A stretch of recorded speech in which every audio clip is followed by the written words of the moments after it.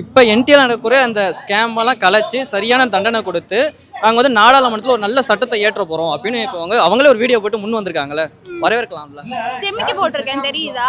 முதல்ல இவன் சொல்றதுக்கு 20 நாள் ஆகணுமா? இத்தனை மாணவர்களோட மண்டை உடையணுமா?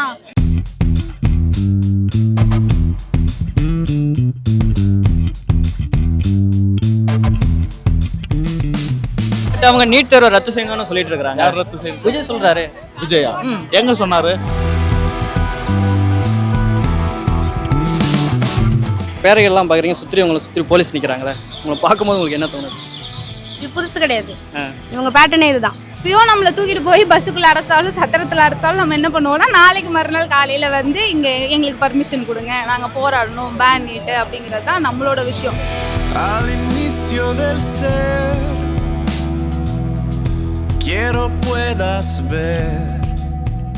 கும்பகர்ணன் தூங்கிட்டாருன்னா அவர் எழுப்பவே முடியாது. அதுக்கு மிகப்பெரிய போராட்டம் நடத்த வேண்டியது இருக்கிறது. வாழும் கும்பகர்ணன் நரேந்திர மோடியை எழுப்புவதற்கு 35 நாட்கள் போராட வேண்டியது இருக்கிறது. எந்த திரு நரேந்திர மோடி சொல்லணும்னா, need is a 21st century biggest corruption. பயமா இல்லையா? ஆக்சுவலி நீங்கள் பார்த்தீங்கன்னா இந்த ராஜரத்ன ஸ்டேடியத்தில் ஏற்கனவே இவங்க வந்து போராட்டம் பண்ணியிருந்தாங்க. அதுக்கு முன்னாடி ஒரு போராட்டம் பண்ணாங்க, போலீஸ் வந்து அவங்களை கைது பண்ணிட்டாங்க அராஜகமான முறையில். செகண்ட் டைம் இன்னொரு பேட்ச் போராட்டம் பண்ணுறாங்க, அப்பயும் அரெஸ்ட் பண்ணிட்டாங்க. மூணாவது வாட்டி இன்னொரு பேட்ச் போராட்டம், அப்பயும் அரெஸ்ட் பண்ணிட்டாங்க. கொஞ்சம் கூட பயம் இல்லாமல் இவங்க வந்து போராட்டம் பண்ணிட்டு இருக்காங்க. எதுக்காகனா, இவங்க எல்லாருக்குமே தெரியும் டெல்லியில் நடக்கக்கூடிய அந்த நீட்டில் நடக்கக்கூடிய அந்த ஸ்கேமை சரி பண்ணணும். அது மட்டும் இல்லாமல் தர்மேந்திர பிரதான் ஒன்றிய அமைச்சர் தான் கல்வி அமைச்சர், அவர் வந்து ரிசைன் பண்ணணும்னு சொல்லிட்டு இவங்க வந்து தொடர்ச்சியாக போராட்டம் பண்ணியிருக்காங்க.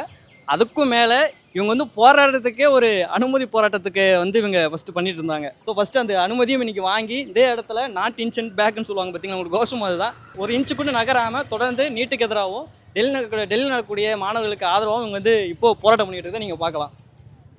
ஃபஸ்ட்டு சொல்ல போனால் தமிழ்நாட்டில் இந்த நீட்டுக்கு எதிரான போராட்டமே தொடர்ந்துச்சு. அப்புறம் இந்த நீட்டில் நடக்கிற ஸ்கேமை தொடர்ந்து இன்றைக்கி நார்த் இந்தியா ஃபுல்லாக ஒரு தீயா பரவிருக்குன்னே நம்ம சொல்லலாம். இந்த சமயத்தில் ஒரு நிறைய கொஸ்டின்ஸ் வந்திருக்கு. பேன் நீட்டா, ஃபேர் நீட்டா, டெல்லியில் வந்து கைது பண்ண சொல்லியிருக்கிறாங்க. ஸோ இப்போ இந்த போராட்டத்தை ஒட்டி இப்போ நிறைய கொஸ்டின்ஸ் இருந்திருக்கு. அதெல்லாம் நம்ம வந்து எங்ககிட்ட கேட்டு கிளியர் பண்ணலாம்னு நினைக்கிறேன். ஸோ வாங்க போய் பார்ப்போம்.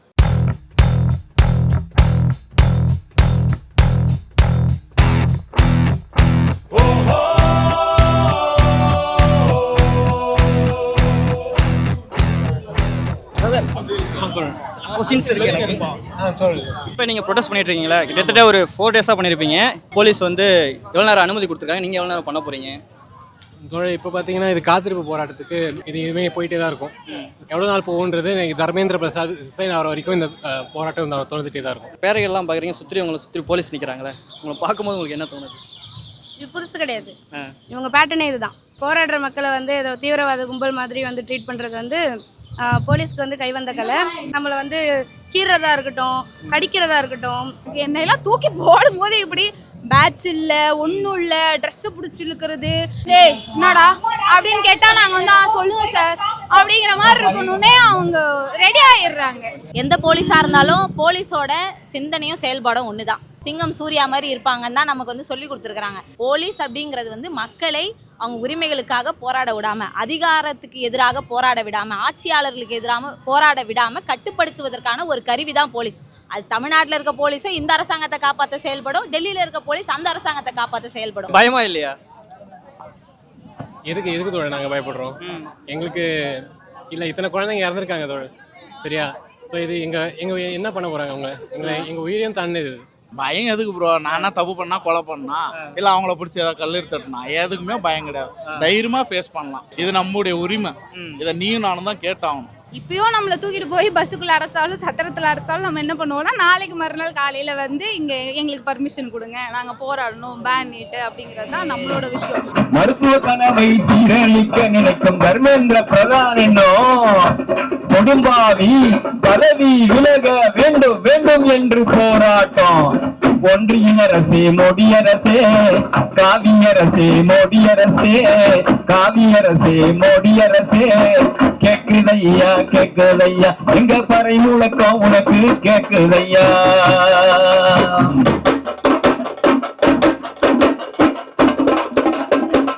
பயங்கரமா கண்ணீர் வடிச்சு அழுகிற அமைச்சர்கள்ட்ட நாங்க கேட்கறது அதுதான்.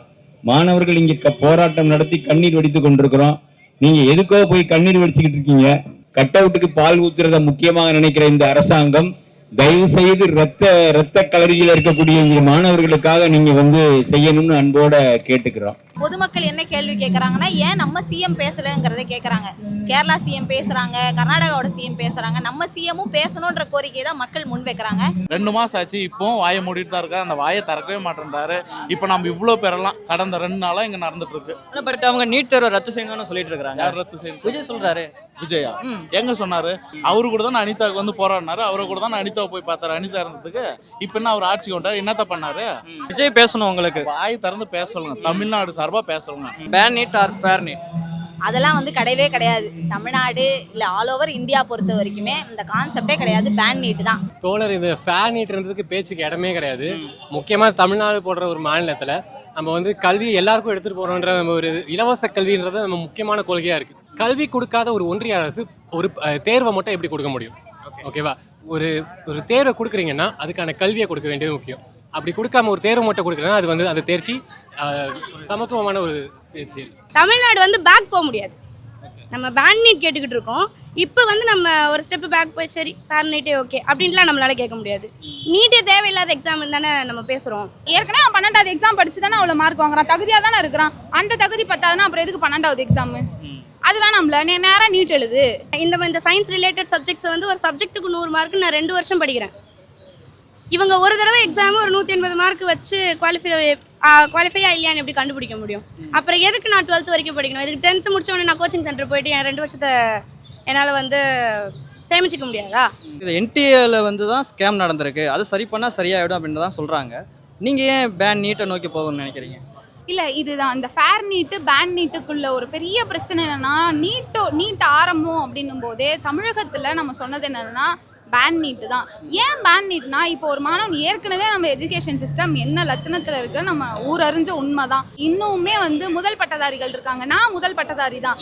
இப்போது நான் முதல் பட்டதாரியாக இருக்கும்போது ஒரு எக்ஸாம் எழுதி பாஸ் ஆகி வரேன். திருப்பி ஒரு எக்ஸாம்னா அதை பற்றி என்னன்னு எனக்கு தெரியாது. நான் படித்த படிப்பு வேறு, அதுக்காக நான் 1 வருஷம் 2 வருஷம் கோச்சிங் கிளாஸ் போகணுன்னா எதுவுமே இல்லாத மாணவர்கள் என்ன பண்ணுவாங்க? நம்ம அனிதா மாதிரி ஆட்கள் மாணவர்களோட உயிரோட இதில் விளையாடிட்டு இருக்கிறாங்க, காசுக்கு விளையாடிட்டு இருக்கிறாங்க.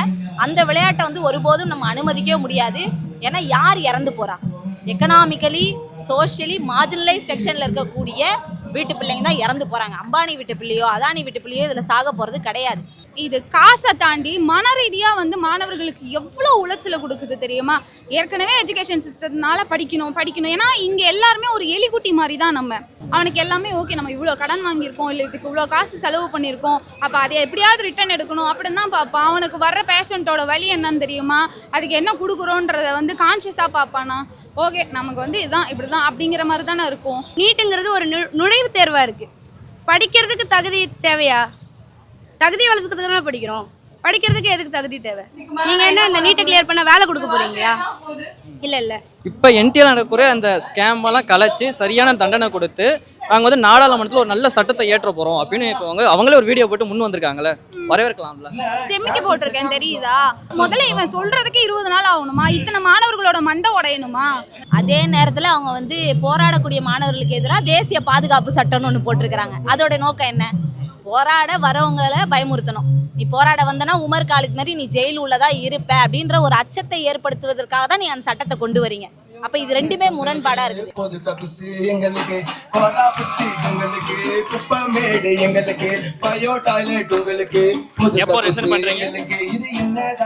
தர்மேந்திர பிரதான் பாத்தீங்கன்னா அவர் ரிசைன் பண்ணதா ஒரு லெட்டர் கொடுத்துருக்காங்க. ஸோ அது இதுக்கு முன்னாடி இந்த மாணவர்கள்லாம் போராட்டம் பண்ணும்போது அவ்வளோ ஆக்கர்ஷமாக பார்த்துருப்பீங்க. இப்போ எல்லாரும் மூஞ்சியும் பார்க்கலாம், நீங்கள் அவ்வளோ ஹாப்பியாக இருக்கிறாங்க. ஸோ அவங்ககிட்ட நம்ம நிறைய விஷயங்களை பகிர்ந்துக்கலாம் என்பது தான். பிரதர், தர்மேந்திர பிரதான் ரிசைன் பண்ணியிருக்காரு தான் லெட்டர் சொல்லி கொடுத்துருக்காரு பிஎம் கிட்ட. எப்படி ஃபீல் பண்ணுறீங்க? அதாவது நாங்கள் இப்போ என்ன சொல்ல விரும்புகிறோம் அப்படின்னா, இது இளைஞர்கள் கையால் நம்ம எடுக்கப்பட்ட ஒரு போராட்டம். இன்னைக்கு இந்த போராட்டத்துக்கு மத்தியில் இருக்கக்கூடிய அமைச்சர்களும் நாட்டை ஆளக்கூடிய ஜனாதிபதி பிரதமர் அவங்களே பயப்படுறாங்க அப்படின்னா, இப்போ இருக்கிற காலகட்டத்துக்கு நான் சொல்ல விரும்புறது, இளைஞர்கள் எந்த ஒரு முடிவை துணிச்சலோடு எடுத்தாங்க அப்படின்னா வரலாற்றில் இடம் பெற முடியும். அதுக்கு இது ஒரு உதாரணம். Nobody holds them accountable. அது நீங்க அவங்க அக்கவுண்டபிளா ஹோல்ட் பண்ணும்போது எனக்கு I don't know, I get goosebumps every time.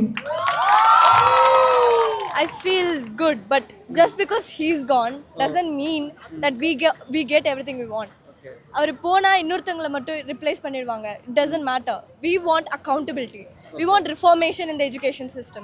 பிரதமரின் அமைச்சரவையில் ஒருவர் பதவி விலகி இருக்கிறார் அப்படின்னு சொன்னால் பிரதமரே பதவி விலகிற்கு சமம். இது வந்து நரேந்திர மோடிக்கு இங்கே நிறைய பேர் ஃபயர் விடுறாங்கல்ல, அவரை வந்து டெல்லியினுடைய போராட்டம் நரேந்திர மோடிக்கு தண்ணி பீச்சி அடித்து அணைச்சிருச்சு. தர்மேந்திர பிரதான் மட்டும்தான் இதுக்கு காரணமா அப்படின்னா சொல்லிட முடியாது. மொத்த பிஜேபி கவர்மெண்ட்டாக தான் இருக்கும். பேன் நீட்டுங்கிறது ஒரு முழுமையான தீர்வு. ஆனால் தர்மேந்திர பிரதான் வந்து பதவி விலகிறதுங்கிறது முழுமையான தீர்வு கிடையாது. அது ஒரு டெம்பரவரி ரிலீஃப் தான். இது வந்து ஒரு நம்பிக்கை, இது ஒரு புதிய நம்பிக்கை. என்னன்னா எவ்வளவு பெரிய ஃபேசிஸ்டாக இருந்தாலும் கூட இளைஞர் மாணவர்கள் ஒன்றுபட்டால் வெற்றி பெற முடியுங்கிற நம்பிக்கை. இத்தனை பேர் சூசைட் பண்ணி இறந்துருக்காங்க, அவங்களுக்கு கம்பன்சேஷன் கொடுக்கணும். If they hold all these promises, then we'll stop the protest.